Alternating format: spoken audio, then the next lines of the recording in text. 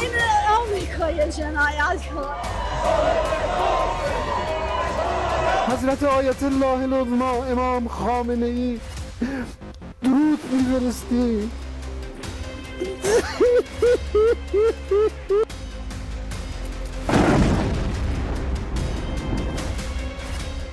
कैसे मारे गए ईरान के सुप्रीम लीडर।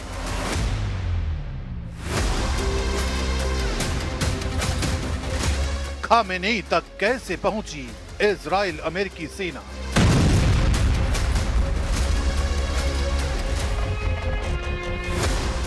किसने की ईरान के सुप्रीम लीडर से गद्दारी।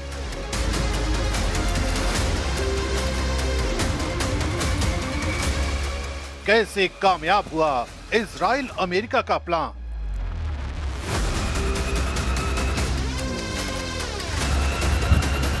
Thank you, Dom. Thank you.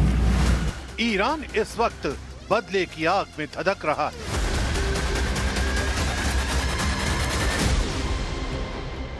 क्योंकि उसके देश के नेता को उसी के सुरक्षा घेरे में मार दिया गया।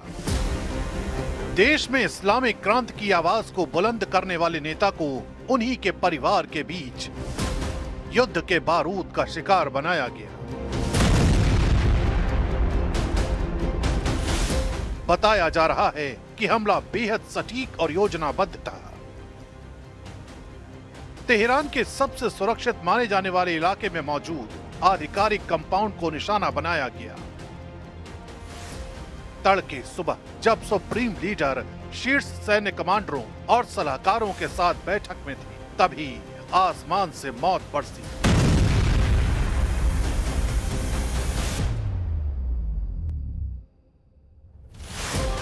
कुछ ही मिनटों में सुरक्षा कवच ध्वस्त हो गया। यह सिर्फ एक एयर स्ट्राइक नहीं थी, बल्कि नेतृत्व को एक झटके में खत्म कर देने की रणनीति थी। अब पूरा ईरान सवाल पूछ रहा है, सुरक्षा में सेंध कैसे लगी और दुश्मन को अंदर की खबर किसने दी।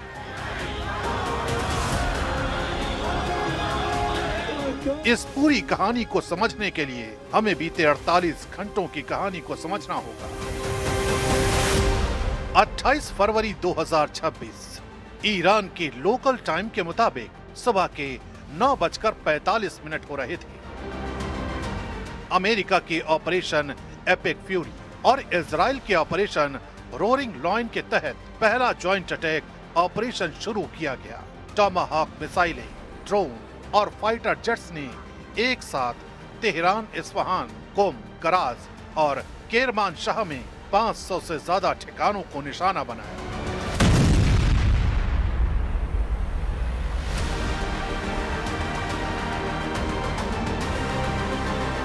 सबसे घातक वार तेहरान के डाउनटाउन स्थित सुप्रीम लीडर के आधिकारिक कंपाउंड पर हुआ। रिपोर्ट के मुताबिक 30 से ज्यादा बंकर बस्टर म्यूनिशन इस्तेमाल किए गए। उस वक्त खामेनेई अपने शीर्ष सलाहकारों अली शमखानी, मोहम्मद पाकपुर और दूसरे कमांडरों के साथ मीटिंग में थे। पहले हमले में ही कंपाउंड पूरी तरह तबाह हो गया और इसी हमले में ईरान के सुप्रीम लीडर मारे गए। यानी महायुद्ध के पहले घंटे में ईरान के सुप्रीम लीडर को मौत की नींद सुला दिया गया। अल्लाहु अकबर, अल्लाहु अकबर, अल्लाहु अकबर। इसी के साथ ईरान की हवाओं में कई सवाल तैरने लगे। किसने सुप्रीम लीडर के साथ गद्दारी की? किसने उनकी सही लोकेशन का पता बताया?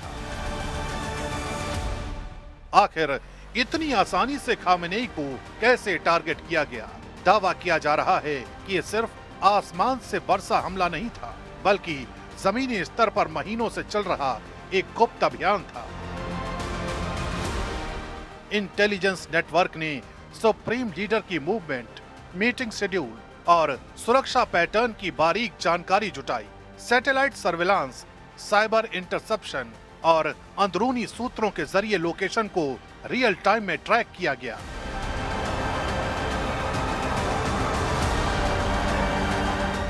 कहा जा रहा है कि हमले से ठीक पहले इलेक्ट्रॉनिक जैमिंग के जरिए कम्युनिकेशन सिस्टम को बाधित किया गया ताकि रिएक्शन में देरी हो। कुछ रिपोर्ट्स में यह भी इशारा मिलता है कि विशेष ऑपरेशंस यूनिट्स ने जमीनी पुष्टि दी, जिसके बाद प्रिसिजन स्ट्राइक को हरी झंडी मिली। अगर ये सच है तो ये सिर्फ एक एयर स्ट्राइक नहीं बल्कि भीतर तक घुसी एक खुफिया जंग थी, जिसका अंजाम पश्चिम एशिया में कोहराम की वजह बन गया।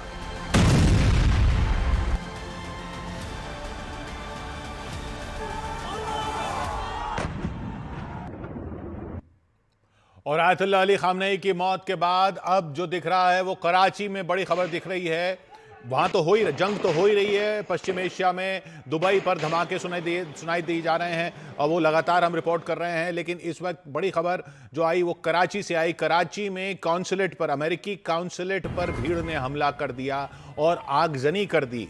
वहाँ पर ये पाकिस्तान के लिए बड़ी मुश्किल खड़ी हो गई है, क्योंकि पाकिस्तान में चाहे वो शिया संगठन हो, अगर अमेरिकी काउंसलेट के अंदर घुस जाते हैं, तोड़फोड़ कर देते हैं, आगजनी कर देते हैं और लोगों की मौत भी हुई है, ऐसी खबरें आ रही हैं। सुरक्षा बल की फायरिंग में लोगों की मौत भी हुई है। अमेरिकी दूतावास के कर्मचारी घायल भी हुए इस भीड़ के हमले में। उधर बहरीन से धमाके की खबरें आ रही हैं, दुबई से धमाकों की खबरें आ रही हैं। और हम जैसे गौरी शंकर जी गुप्ता जी भी हमारे साथ बने हुए हैं और हमारे साथ उत्कर्ष राठौड़ साहब भी जुड़ रहे हैं, उनसे हम लगातार बात कर रहे हैं कि ये जंग जो है ये आगे क्या रूप ले सकती है। तो राठौड़ साहब, गौरी शंकर जी से हम बात कर रहे थे, इससे पहले अमेरिका के अटैक से पहले ईरान की रूस और चीन की आर्मी के साथ एक ड्रिल भी हुई थी। वो ड्रिल ये दिखा रही थी कि ये तीनों जो हैं देश साथ में हैं। लेकिन जब ये हमला हुआ है उसके बाद रूस और चीन की तरफ से सिर्फ स्टेटमेंट आई है और ऐसा लगता भी नहीं है, ऐसे आसार भी नहीं लग रहे, गौरी शंकर जी का कहना है ऐसा होने वाला भी नहीं है कि रूस या चीन की तरफ से कुछ डिप्लोमेटिक सपोर्ट के अलावा कोई सपोर्ट ईरान की इस रेजीम को इस वक्त दिया जाएगा। आपका क्या मत है इस पर? आप सही कहते हैं कि अभी कुछ दिन पहले रूस की और ईरान की नेवल ड्रिल हुई थी पर्शियन गल्फ में। लेकिन बात है कि वास्तविकता की बात है, इस दुनिया में ये आपके सिर्फ आर्थिक संबंध ही जिंदा रहते हैं। रूस और ईरान के संबंध अगर देखे जाएं तो ईरान ने कितनी मदद की है रूस की यूक्रेन वॉर में, सब जानते हैं। चीन ने अभी उनको एंटी शिप मिसाइल बेचे हैं, रूस ने उनको Su-35 के कुछ जहाज़ बेचे हैं, S-400 की बैटरी दी है। लेकिन जब बात आती है कि उनके साथ खड़ा होना है तो इस तरीके का कोई भी कहीं से दिख नहीं रहा है। ख़ास करके रूस की मजबूरी भी है कि यूक्रेन शांति में वो ट्रंप के ऊपर काफ़ी तरीके से डिपेंडेंट हैं। तो आज ईरान जो है अकेला खड़ा है और ये रूस और चीन को समझना चाहिए कि अगर ईरान की सत्ता परिवर्तन होता है अमेरिका के मन माफिक, तो एक झटके में मिडिल ईस्ट से रूस और चीन का वर्चस्व भी खत्म हो जाएगा। जी हाँ, क्योंकि इससे पहले सीरिया से बशर अल असद की सरकार गई तो वो भी जो असर था, जो भी रूस की जहां तक पहुंच थी वो सीरिया में खत्म हो गई। और अब अगर ईरान में भी इस तरीके से रेजिम चेंज हो जाता है तो रूस का तो यहां पर कुछ बचेगा ही नहीं। गौरी शंकर जी। हाँ बिल्कुल, आप ठीक कह रहे हैं। लेकिन आप देखिए, ईरान में मेरा मानना ये है कि ये जो सरकार थी खोमेनी की, ये बड़ी रिप्रेसिव सरकार थी। अगर संसार की सभी सरकारों को देखें तो इन्होंने बहुत रेस्ट्रिक्शन स्वतंत्रता के ऊपर लगाए हुए थे और सारे के सारे जो रेडिकल इस्लाम थे वो रूल कर रहे थे ईरान को।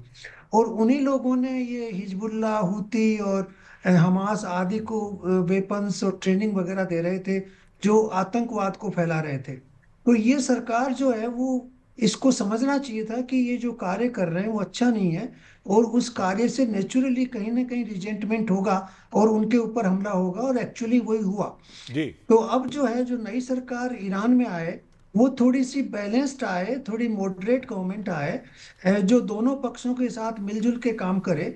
क्योंकि आप अमेरिका को भी बहुत ज़्यादा नाराज नहीं कर सकते, तो उसके साइमल्टेनियसली आप रशिया और चाइना के साथ भी अच्छे संबंध बना के रह सकते हैं। जैसे हमारी भारत की नीति है, हम सबके साथ अच्छे संबंध बना के रहते हैं, उसी तरह से ईरान भी एक सिविलाइजेशनल कंट्री है। उनको एक ऐसी मॉडरेट सरकार लानी चाहिए जिससे कि वो सब देशों के साथ मिलजुल के अपना कार्य कर सके।